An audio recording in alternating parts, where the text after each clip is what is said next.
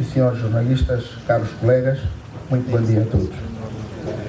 Agradecemos-vos a generosidade da vossa presença esta manhã no jardim do Palácio Presidencial. Vamos então dar início àquela que pretendemos que seja a primeira entrevista coletiva anual do Sr. Presidente da República de Angola, João Manuel Gonçalves Lourenço. Digo bem, entrevista coletiva e não conferência de imprensa, que, como os colegas sabem, representam conceitos diferentes. A ideia é abordarmos com o chefe de Estado um leque variadíssimo de temas, ao contrário do que sucederia se estivéssemos a falar de uma conferência de imprensa, aí sim limitados a um ou dois temas previamente definidos. Caros colegas, sabemos da grande expectativa que o anúncio deste exercício de comunicação suscitou em todos os quadrantes, nas redações, nas chancelarias, nos gabinetes dos que pensam a economia, enfim, em toda a parte. A grande questão é o que é que o Presidente João Lourenço vai dizer aos jornalistas. Não é possível satisfazermos essa legítima vontade e necessidade de todos colocarem perguntas ao Presidente da República por limitação material de tempo, sendo que esta entrevista coletiva está pensada para durar, minuto mais, minuto menos, 1 hora. Vou passar a palavra ao Sr. Presidente da República para uma brevíssima intervenção e vamos imediatamente começar o processo de perguntas dos colegas. Sr. Presidente.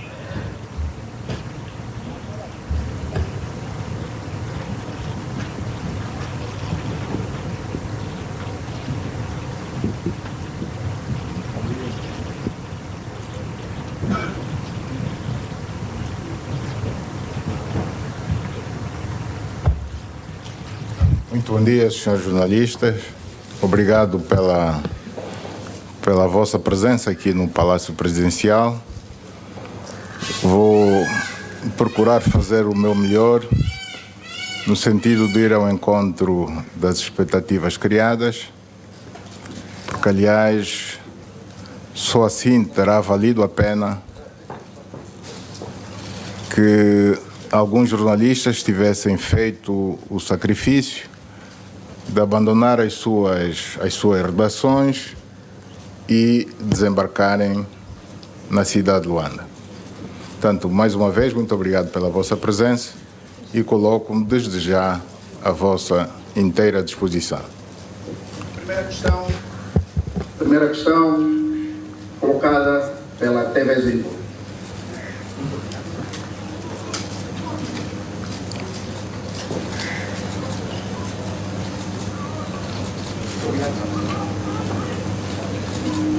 Muito obrigado, Sr. Presidente. Barroso Martins, da TV Zingo. Sr. Presidente, se é uma palavra que muito foi pronunciada nos 100 dias de governação, é a palavra exoneração. Fez mexidas em várias instituições estratégicas do país, mas apesar de denúncias de alegada má utilização de verbas, não mexeu no Fundo Soberano. Eu lhe pergunto, porquê que não mexeu, Sr. Presidente? Vai mexer no Fundo Soberano? Que dinheiros é que encontrou nos cofres de Estado? Muito obrigado. Bom, exoneração é um ato de governação normal. É evidente que houve muitas exonerações, mas houve tantas quantas as necessárias. Com relação ao Fundo Soberano, eu não diria que vou exonerar, mas pode vir a acontecer. Gostaria de informar que foi contratada uma empresa idônea para realizar um diagnóstico às contas do Fundo Soberano e, na sequência do trabalho dessa empresa, o Ministério das Finanças apresentou-me uma proposta de medidas a tomar no sentido de passarmos a ter um controle mais efetivo dos dinheiros postos à disposição do Fundo Soberano. Portanto, estou a analisar essas medidas propostas e é muito provável que nos próximos dias elas venham a ser implementadas. Televisão Pública de Angola. Bom dia, Sr. Presidente. Visito Sanhanga da Televisão Pública de Angola. Sr. Presidente, nesses primeiros 100 dias de governação, de uma forma geral, na sociedade angolana perpassa a ideia da existência de um mal-estar entre o Sr. Presidente e o ex-Presidente da República. A minha pergunta é: existe ou não crispação entre o Sr. Presidente da República, João Lourenço, e o ex-Presidente da República, Eduardo Santos? Bom, talvez estejamos a olhar com olhos diferentes. Eu não sinto essa crispação nas nossas relações. As nossas relações são relações normais, sobretudo de trabalho, relações entre o presidente de um partido e do seu vice-presidente do partido, relações entre o presidente do partido que me apresentou como candidato e do hoje Presidente da República. Nas minhas funções de Presidente da República, eu baseio-me sobretudo na Constituição e na lei. E, em princípio, nada está acima da Constituição. O Presidente do partido, enquanto Presidente do partido, fundamenta a sua ação em algo que se chama estatutos do partido. Portanto, estamos em campos distintos. Acredito que se cada um de nós cumprir bem com o seu papel, não haverá atritos. Portanto, eu tudo farei no sentido de, enquanto Presidente da República, não prescindir de nenhum dos direitos que a Constituição me confere para que possa cumprir com o mandato que o povo me conferiu nas eleições de agosto de 2017. Agência Angolana de Notícias, Angola. Bom dia, Sr. Presidente. Elias Tumba, Angola. Sr. Presidente, nos últimos anos, o Executivo investiu muito nas zonas económicas especial e em alguns polos industriais, mas os resultados práticos ainda não são muito visíveis. Como pensa relançar a atividade desses espaços e que incentivos é que conta a oferecer? Nós vamos apostar bastante no empresariado privado nacional e estrangeiro. Portanto, a atividade privada deve ser a principal responsável pela produção de bens e de serviços. A zona econômica foi concebida num modelo em que a gestão ficava a cargo do Estado. Nós consideramos que este modelo, conforme disse, e eu confirmo, não deu os resultados que seriam de esperar. Por esta razão, vamos melhorar aquilo que está mal e de que forma, portanto, privatizando todas as unidades estatais que não sejam lucrativas a favor do setor privado. Rádio Mais. Bom dia, Presidente da República. Meu nome é Mariano Pissola, Rádio Mais. A questão da bicefalia continua na ordem do dia, em todos os níveis da sociedade. O Sr. Presidente sente necessidade de ser necessariamente Presidente do EPLA para materializar o seu programa de governação? Bom, não há nada que me obrigue a ser Presidente do meu partido para eu poder ser Presidente da República. Portanto, aliás, de alguma forma esta questão já foi levantada. Eu sinto-me bem na situação em que me encontro. O presidente José Eduardo dos Santos comprometeu-se a abandonar a vida política ativa no corrente ano, 2018. Só ele compete dizer se fará, se vai cumprir com este compromisso. Quando é que isso poderá acontecer, só ele compete dizer, não me compete a mim. Mas quanto a isso, acho que não temos razões de estar impacientes, porquanto do ano 2018 decorreram apenas 8 dias. 8 dias não é nada, vamos aguardar os próximos tempos. Jornal Angola. Presidente, muito bom dia. Obrigado pela oportunidade.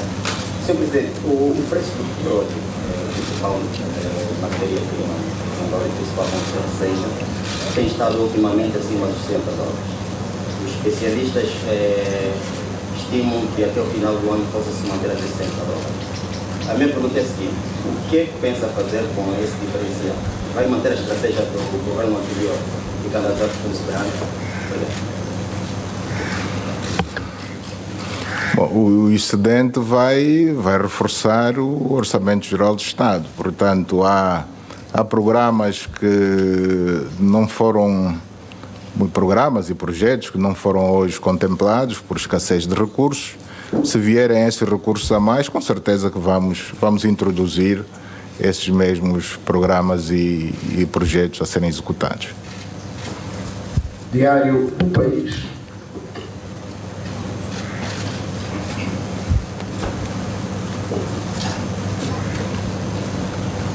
Neuza Felipe, Jornal País.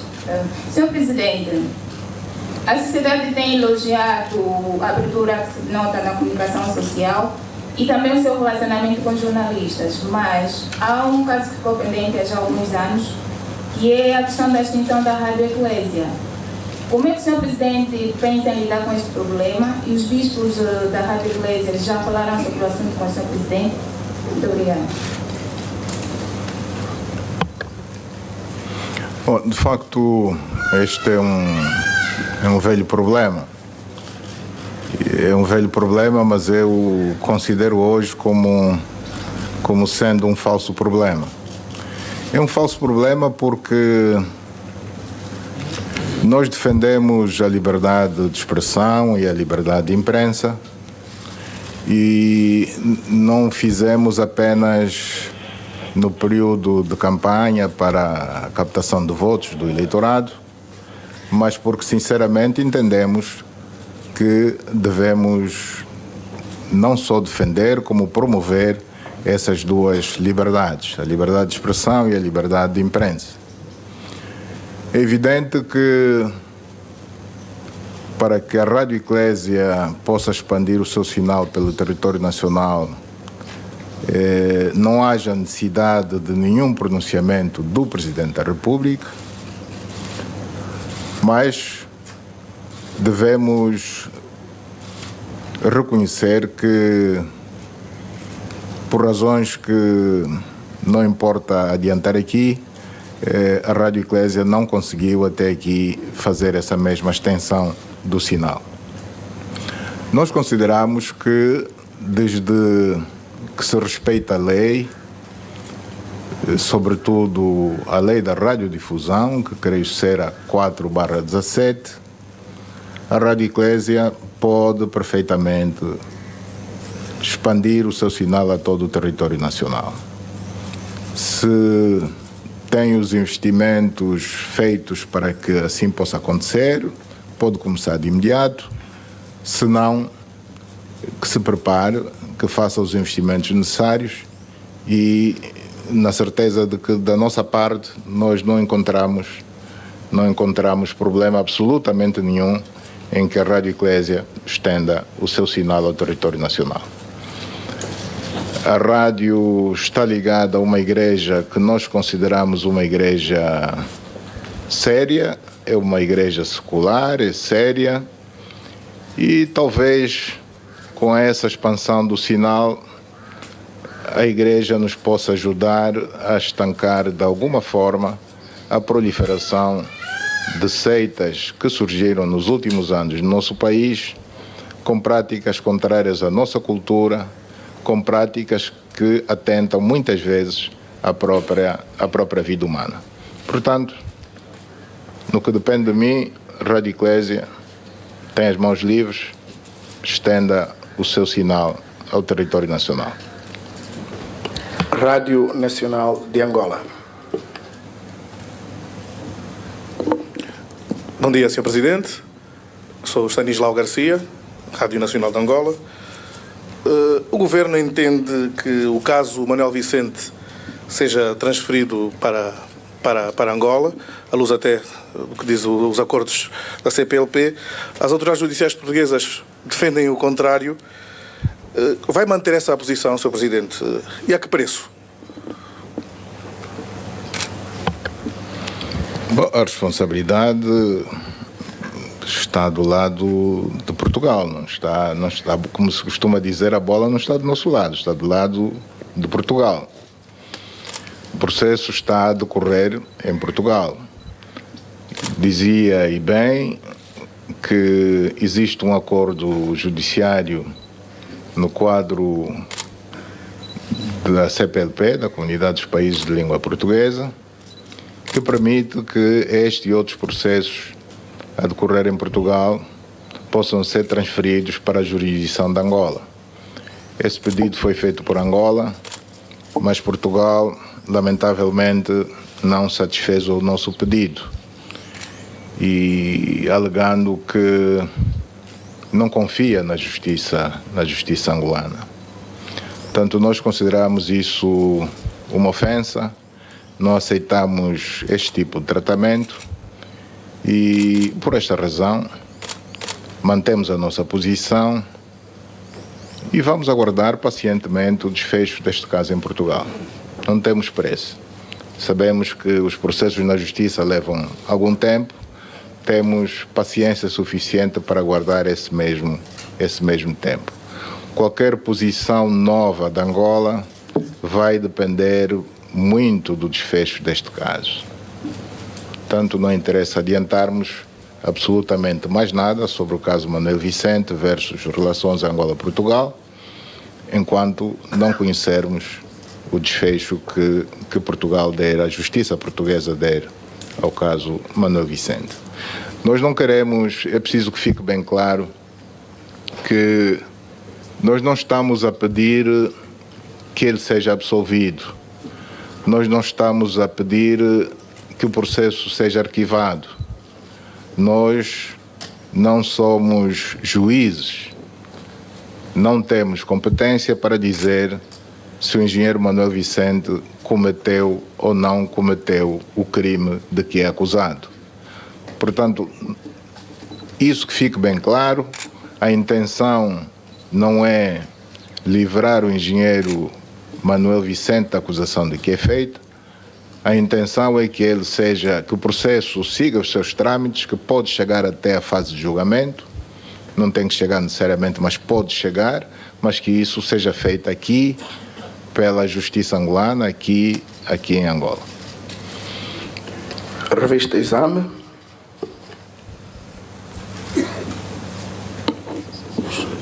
Bom dia, Sr. Presidente. Meu nome é Jorge Fernandes, da Revista Exame. O Sr. Presidente defende o aumento das exportações e isso implica uma maior capacidade portuária. Eu gostava de saber em que ponto está a execução da construção do Porto do Dande e se o contrato de exploração se vai replicar para todo o país.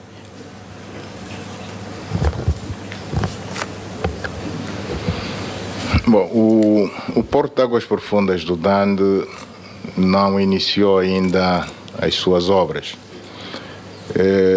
A pergunta não foi muito clara, mas, se bem entendo, quer saber se o modelo de adjudicação praticado para o Porto da Barra do Dande vai continuar a ser para outro tipo de obras públicas.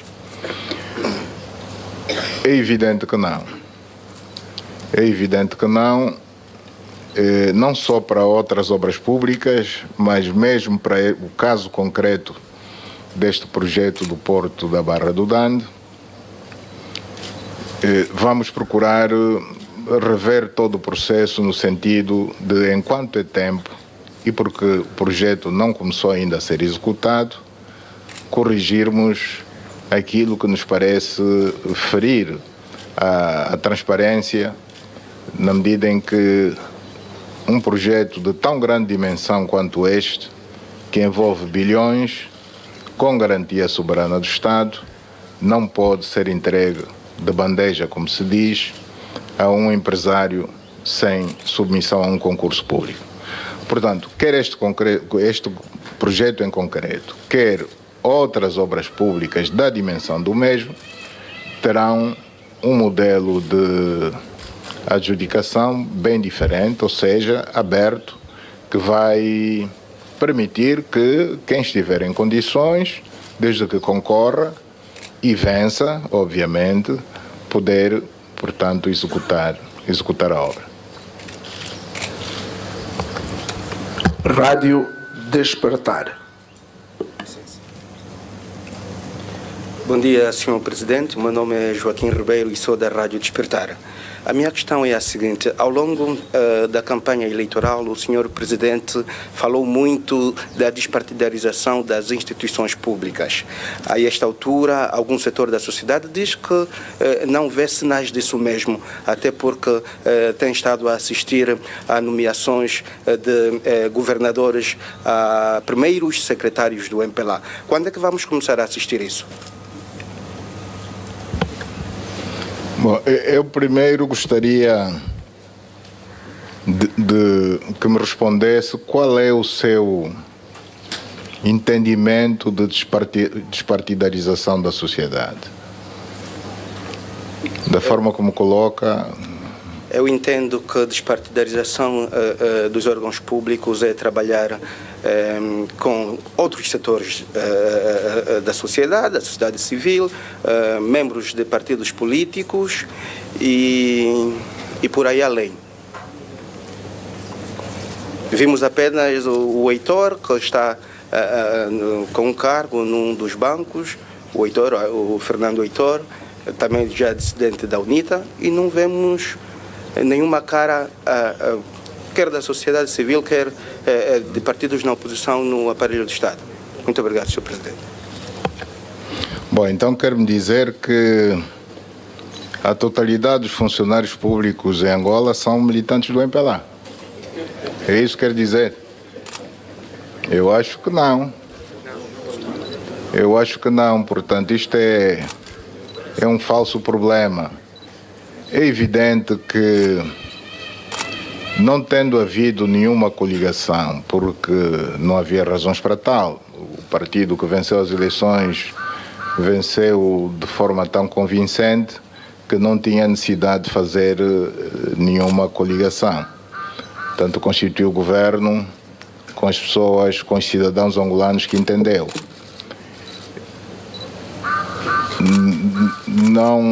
Não tendo feito essa coligação, o executivo é constituído pelos cidadãos que nós entendemos terem competência para desempenharem os cargos que desempenham, independentemente da sua filiação partidária. É evidente que nós não podíamos indicar como vice-presidente da República o presidente da UNITA, ou o presidente da CAS, ou o presidente da FNLA, alguém da oposição. Não podia ser o meu vice-presidente. Os partidos concorrem e durante a campanha eleitoral lutam para vencer as eleições para constituir governo. E nós não fizemos coisa diferente do que fazem, do que é feito em outros países. Não vou citar exemplos concretos, mas, em princípio, quem vence as eleições constitui governo. E ele é que sabe quem é que chama para esse governo. Nós chamamos o Fernando Heitor para um banco, poderíamos não ter feito, não éramos obrigados a fazê-lo. Fizemos-lo, mas nada nos obrigava a colocar o Fernando Heitor na posição em que ele se encontra hoje. Agora, não se pode dizer que quem é da oposição não tem direito a emprego. Tem direito a emprego, pode chegar até um certo nível, pode ser diretor, mas é evidente que não será ministro, não será vice-presidente e muito menos presidente. Rádio Televisão Portuguesa, RTP.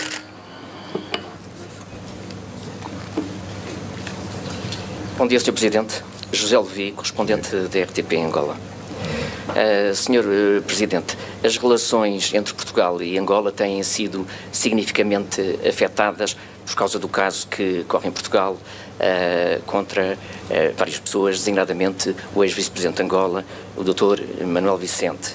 E o que lhe pergunto é o seguinte: que passos é que são absolutamente indispensáveis de dar para que este caso judicial seja ultrapassado e as relações bilaterais sejam desbloqueadas?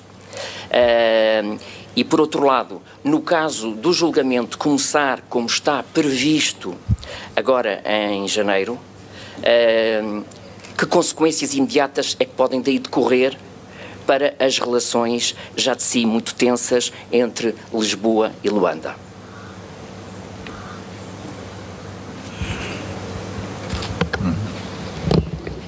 Ok, muito obrigado. Bom, eu dizia há bocado que nós temos toda a paciência deste mundo. Se o julgamento começa agora em janeiro, ou se começa só em dezembro, ou se começa no próximo ano, nós vamos continuar à espera do desfecho deste caso. Que medidas é que serão tomadas no caso de o desfecho não ser favorável a Angola? É evidente que não posso revelar. Portanto, a seu devido tempo, Portugal tomará conhecimento das posições que Angola vai tomar. O que é preciso fazer para que as relações entre Angola e Portugal voltem aos bons níveis do passado recente? Apenas um gesto. Esse gesto é remeter o processo a Angola.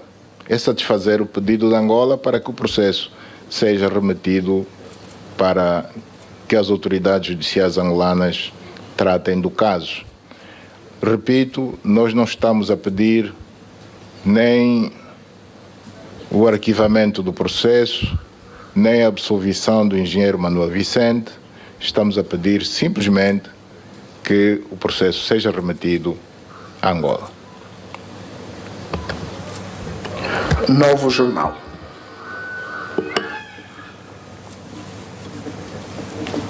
Bom dia, Sr. Presidente. Eu sou David Felipe, do Novo Jornal.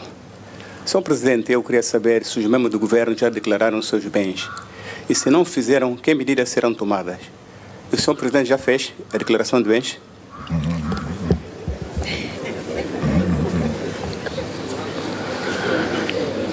Bom, da informação que tenho é que os membros do governo já deram entrada da sua declaração de bens.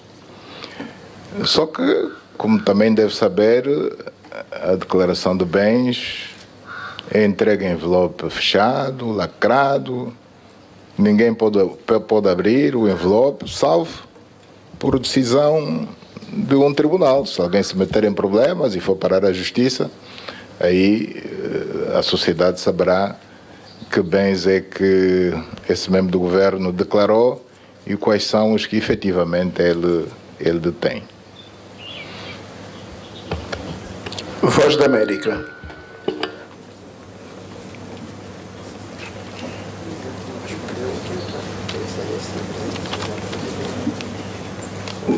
Bom, meu nome é Koki Mukuta, jornalista da Voz da América. Senhor Presidente, nós não vemos concursos públicos de empresas como Sonangol, Indiama. A gente não vê estes concursos públicos. A partir de quando é que haverão efetivamente concursos públicos de cidadãos para concorrerem a estas empresas públicas?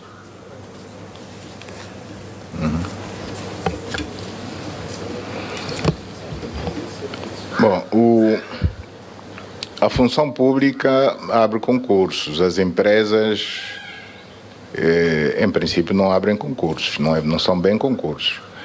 Os cidadãos apresentam os seus currículos, que são analisados, e em função disso são ou não admitidos. Porque, embora sejam do fórum público, elas não deixam de ser empresas. Tanto o Estatuto do Sonangol e outras empresas ditas públicas é mesmo de empresas, têm o mesmo regime de qualquer empresa.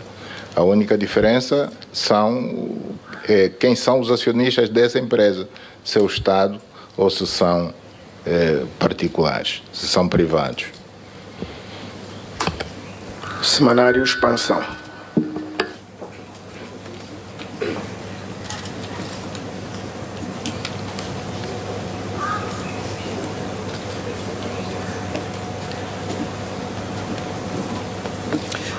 Bom dia, Quingila Ebo, Jornal Expansão.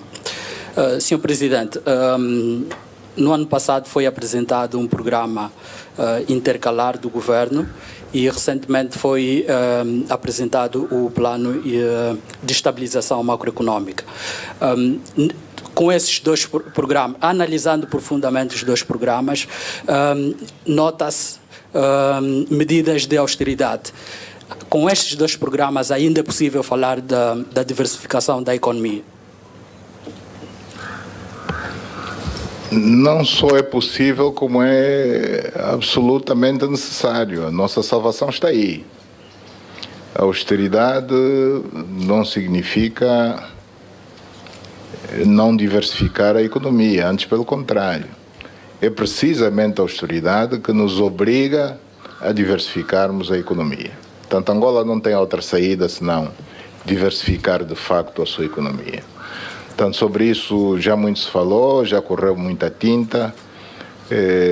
Temos que passar ações concretas no sentido de fazer com que as nossas exportações não se baseiem apenas no crudo, tanto no petróleo bruto, mas quando falarmos de exportações de Angola, falemos sobretudo de outros produtos e mais de outros produtos do que do produto petróleo bruto. Agência Portuguesa de Notícias, Lusa, e logo a seguir será a Agência France Press. Muito bom dia, Sr. Presidente. Obrigado pela oportunidade. Paulo Julião, delegado da Agência Lusa, aqui em Angola. Em novembro, exonerou a administração da Sonangol por questões profissionais ou por confiança política?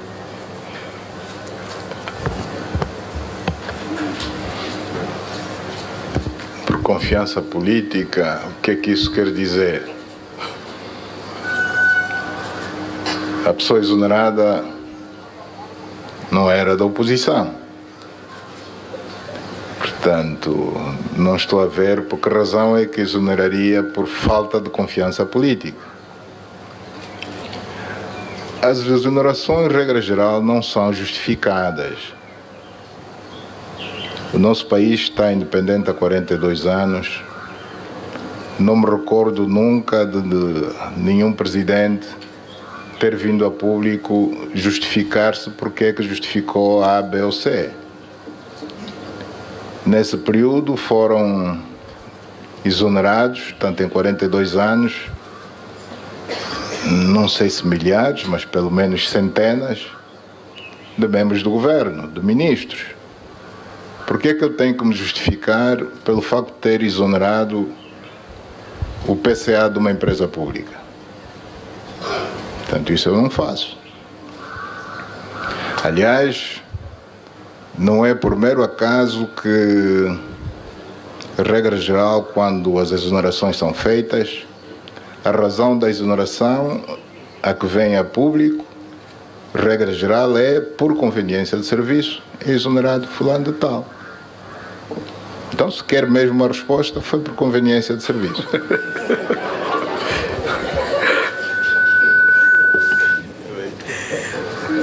Rádio Eclésia. Daniel Frederico. Peço desculpa. Agência... Daniel Frederico, Agência France Press. Senhor Presidente, gostava de saber como reage quando lê ou ouve comentários e queixas sobre a alegada perseguição aos filhos do anterior Presidente da República. Uma alegada perseguição.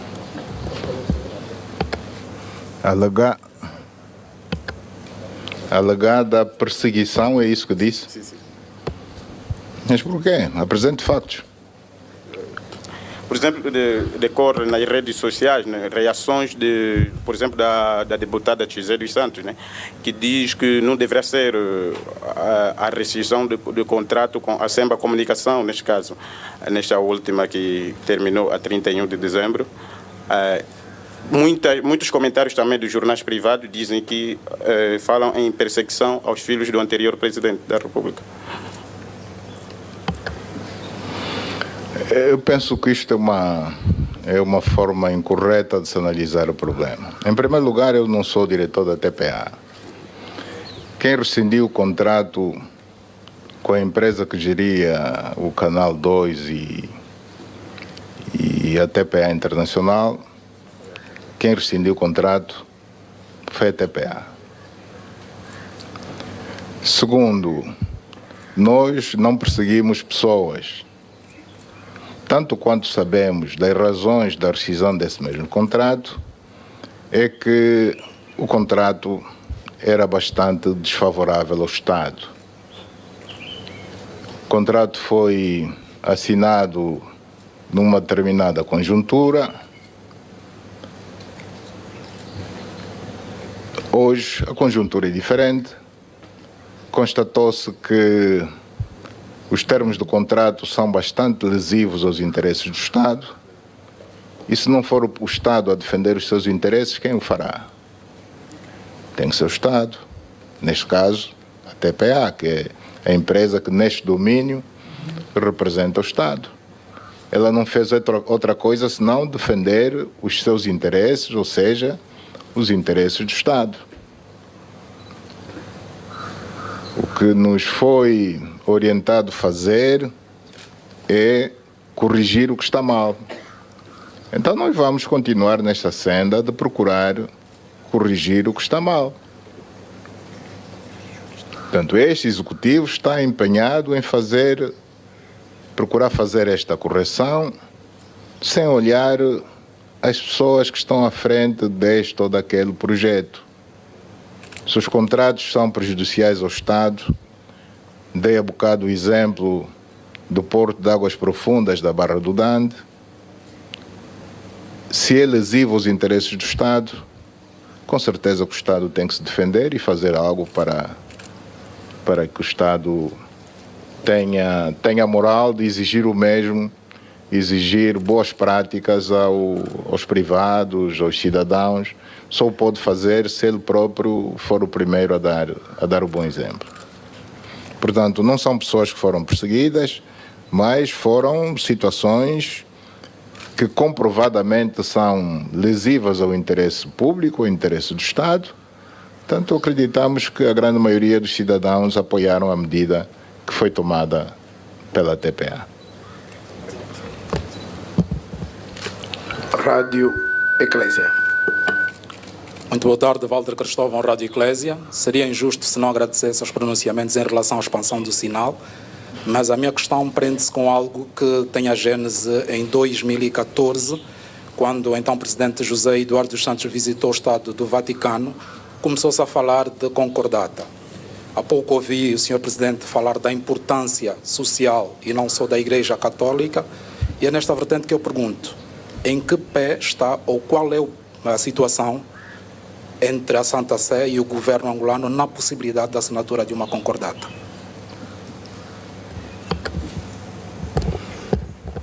A única coisa que lhe posso dizer é que existem negociações entre o governo angolano e o Estado do Vaticano. Portanto, essas negociações decorrem, não conheceram ainda o seu desfecho, portanto vamos aguardar. No essencial existe um entendimento, haverá uma outra coisa em que ainda não se chegou a acordo, portanto vamos continuar a trabalhar no sentido de que esses pequenos impedimentos sejam ultrapassados. Luanda, Antena Comercial, LAC.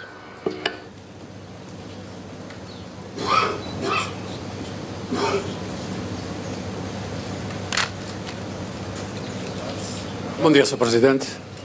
João Armando, Luanda, Antena Comercial. A questão que eu lhe colocava é a seguinte: tem havido ao longo deste tempo um discurso, enfim, contra a corrupção, combate à corrupção, mas para haver esse combate as pessoas têm que ser devidamente remuneradas, não é? Têm que ter condições de vida para que essa corrupção, pelo menos, não seja tão potencial. Eu pergunto-lhe diretamente, está previsto aumentos na função pública? Que percentagem? O velho aumento no ordenado mínimo e que percentagem e para quando?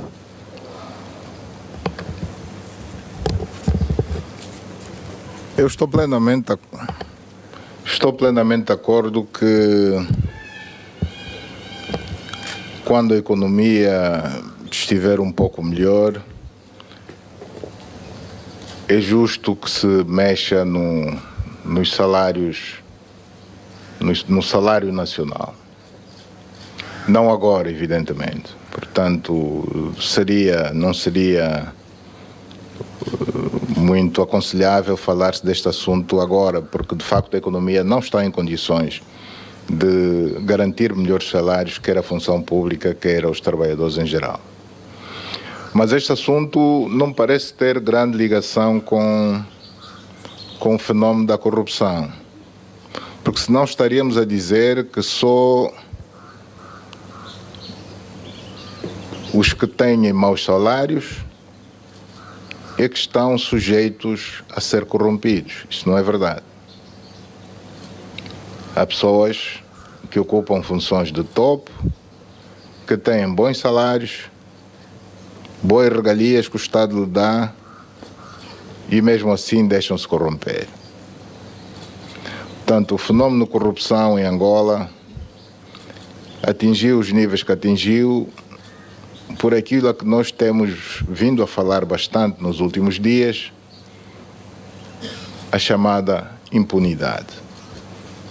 Portanto, só a impunidade é responsável pelos altos níveis de corrupção que se atingiram no nosso país. Porque as pessoas veem que há enriquecimento ilícito de pessoas que não conseguem justificar essa mesma riqueza, porque não é riqueza que vem do seu trabalho. Eu há dias dizia que nós não estamos contra os ricos, antes pelo contrário. Queremos mais ricos do que Angola tem, mas que sejam ricos que nos dignifiquem. Portanto, a corrupção acontece devido à impunidade. Se não se faz nada, se não se sanciona, não se pune, não se processa, não se condenam aqueles que têm sinais muito evidentes de terem sido corrompidos, é evidente que os outros farão o mesmo. Daí a razão de a corrupção estar generalizada a todos os níveis, desde quem pede a gasosa na rua até pessoas que ocupam lugares de destaque na hierarquia do Estado angolano. Portanto, a questão do salário é um problema que deve merecer a nossa atenção. De facto, trabalhador bem pago faz com que o empregador tenha mais moral para exigir desse mesmo trabalhador mais trabalho, melhor qualidade no trabalho. Mas também põe-se outro problema. Por exemplo, no que diz respeito à função pública, pagar melhor será possível se pagarmos melhor a menos gente. A função pública tem excedentes de trabalhadores. Portanto, o passo de melhorar os salários na função pública deve ser acompanhado da redução dessa mesma função pública. Mas depois vai-se pôr outro problema, quer dizer, vamos resolver um problema, mas vamos criar outro. A redução da função pública vai colocar um certo número de pessoas no desemprego, porque sabemos que o setor privado hoje não está ainda à altura de absorver esses trabalhadores que a função pública pode vir a dispensar. E o Estado tem que olhar para tudo isso e saber encontrar o ponto de equilíbrio, sob pena de estar sujeito a convulsões sociais que não interessam a ninguém, obviamente. Portanto, é um dilema que enfrentamos, o da necessidade de praticar melhores salários, por um lado, a necessidade da redução da máquina do aparelho do Estado, mas também a necessidade de não atirar as pessoas para o desemprego, salvo aquela questão em idade da reforma. Não estando na idade da reforma, se sai do Estado, tem que ir para o privado, se o privado estiver em condições de absorver. Rádio MFM.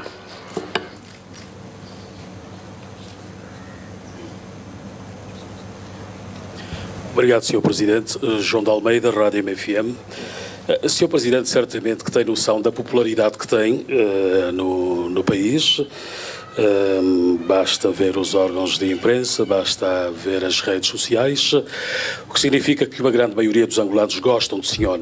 A minha pergunta tem mais a ver com fé diversa e é do sentido contrário. O senhor está a gostar de ser o nosso Presidente?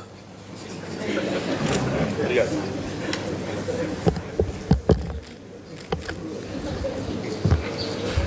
No mínimo seria ingratidão, não é? Se não gostasse daqueles que me elegeram, no mínimo seria ingratidão. Eu não sou ingrato. Obviamente que estou a gostar. É trabalhoso, mas quem corre por gosto não se cansa, como sou dizer-se, não é? Rádio 2000 da Willa.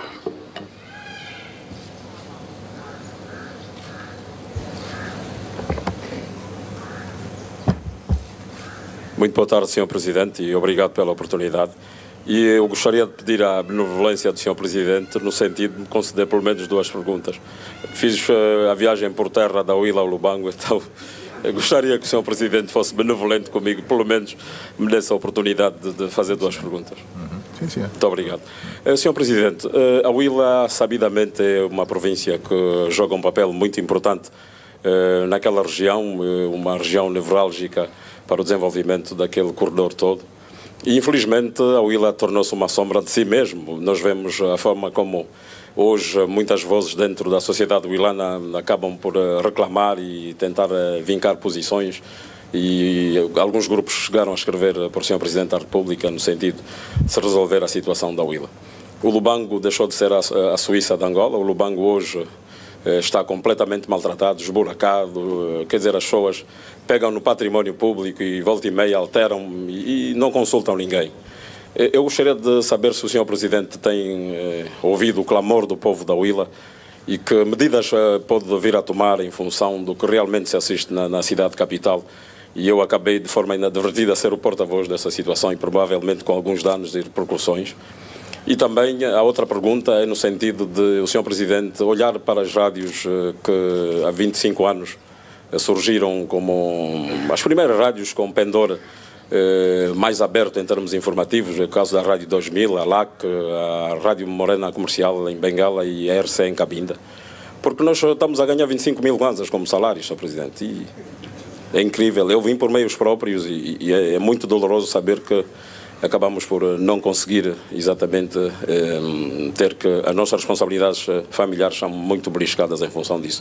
E, Sr. Presidente, mesmo a terminar, por favor, visite o Coroca, que as pessoas estão a morrer de inanição. É muito grave. Desde a independência de Angola não recebeu nenhum investimento público. O Coroca está a morrer e agradecíamos que o Sr. Presidente olhasse para aquela região. Muito obrigado. Bom, eu felizmente ando pelo país. Já enquanto presidente, se não andei mais é porque o tempo não me permitiu, foram apenas 3 meses. Estive em Cabinda, estive no Ambo, estive na Willa e posso dizer que conheço a real situação do país, não apenas da Willa. Eu conheço a real situação que Angola vive, de Cabinda Cunene. Com relação a... Quando fala do Huila, mistura Huila, Lubango, Huila é a província. O problema que põe do estado das vias é apenas da cidade de Lubango, da cidade capital. Mas este problema está a ser resolvido. Temos que ter paciência que se concluam as obras. Este problema está a ser resolvido. Não apenas o das infraestruturas integradas da cidade, que inclui tudo, a recelagem das vias, a reparação da rede de esgotos, de água, de energia, como também já terá iniciado, aliás iniciou, confirmo, a circular da cidade de Lubango.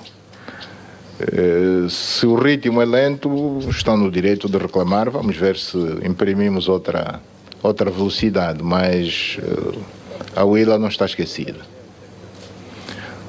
Quanto à segunda questão, olhar para as rádios, algumas das rádios que surgiram, creio que imediatamente após as primeiras eleições em Angola, em 1992, essas rádios não são públicas. Portanto, eu tenho que olhar para as rádios públicas. Essas são rádios privadas. Portanto, os acionistas dessas rádios é que têm que olhar por elas. Eu lamento dizer isso, mas não posso assumir a responsabilidade que não é nossa. Nem os acionistas deixariam, se calhar.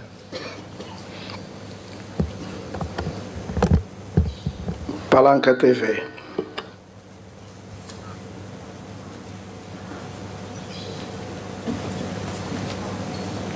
Muito bom dia a todos. Eu sou a Itelvina Lopes de Souza, a representar a Palanca TV. Excelência, a minha questão consiste no seguinte. Na qualidade de comandante em chefe das Forças Armadas angolanas, quais são as principais ameaças a enfrentar? Obrigada.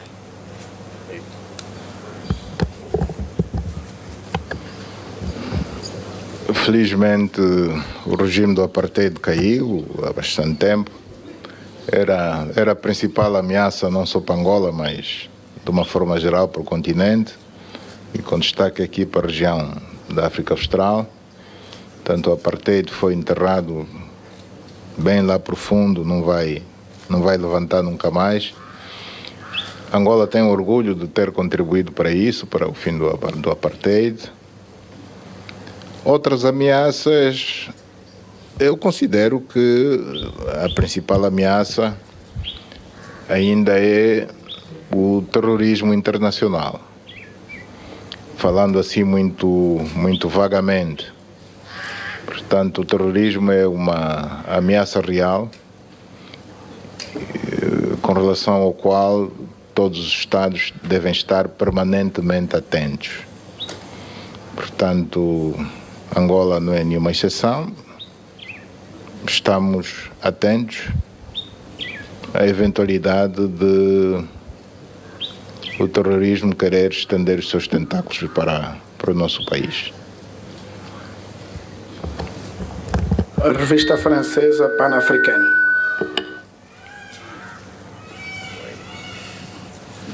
Merci, Monsieur le Président. Je suis Souaïbou Cissé, représentant du journal Le Pan-Africain, membre du Press Club de France. Ma question est la suivante. Le 30e sommet de l'Union africaine se tiendra du 22 au 29 janvier 2018 à Addis Abeba. Et il a pour thème « Remporter la lutte contre la corruption, une voie durable pour la transformation de l'Afrique ». Vous avez fait de la lutte contre la corruption une de vos plus grandes priorités. Quelles sont les stratégies mises en œuvre pour parvenir aux résultats escomptés?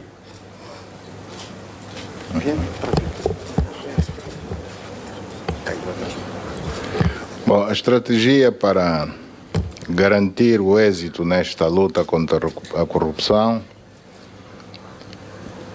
eu só tenho uma palavra.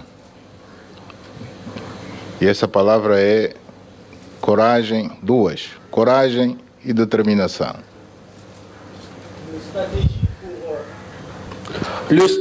les stratégies pour vaincre ou pour mener cette lutte à la corruption a seulement 2 mots-clés: courage et détermination.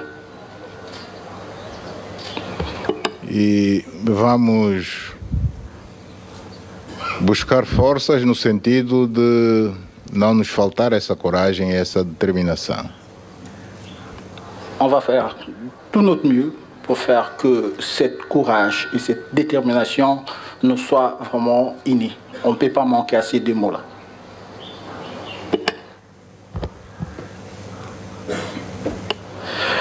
Agência Reuters.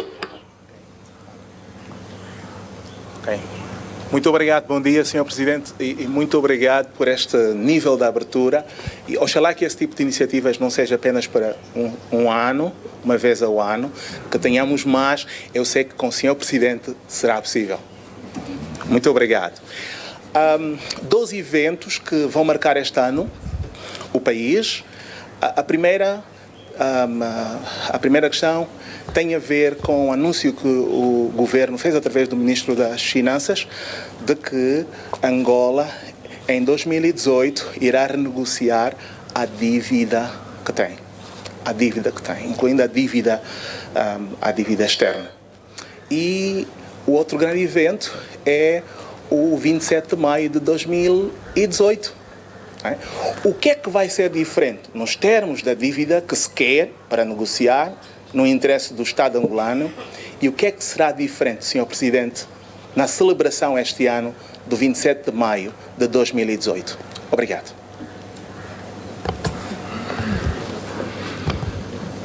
Bom, está a falar em 2 grandes eventos, não me parece que sejam eventos em si, quer um quer outro.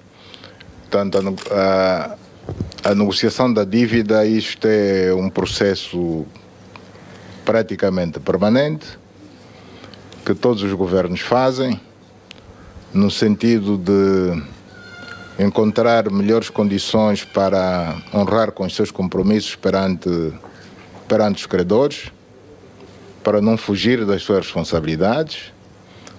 Uma das saídas é sempre procurar renegociar. E com relação ao 27 de maio, não entendo o que é que se pretende. O 27 de maio não é feriado nacional.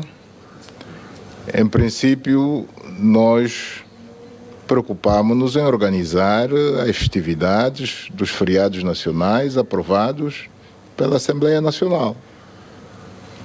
Portanto, não sendo feriado nacional, não sei que tipo de tratamento especial é que pretende que nós, enquanto Executivo, confiramos ao 27 de maio. Folha 8. Muito bom dia, Sr. Presidente, e obrigado.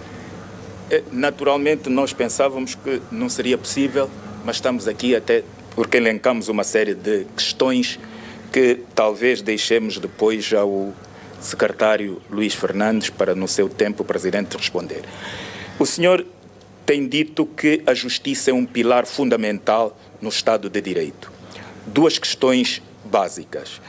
Até este momento, e em função do acórdão do Tribunal Constitucional, à época dirigido pelo Dr. Rui Ferreira, proibia que a Assembleia Nacional fiscalizasse os atos do governo. Como será doravante enquanto titular do Poder Executivo?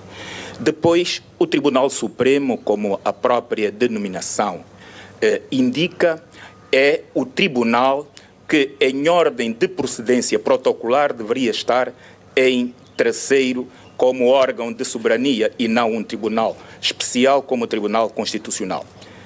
Existe alguma perspectiva de alteração dessa situação? Muito obrigado.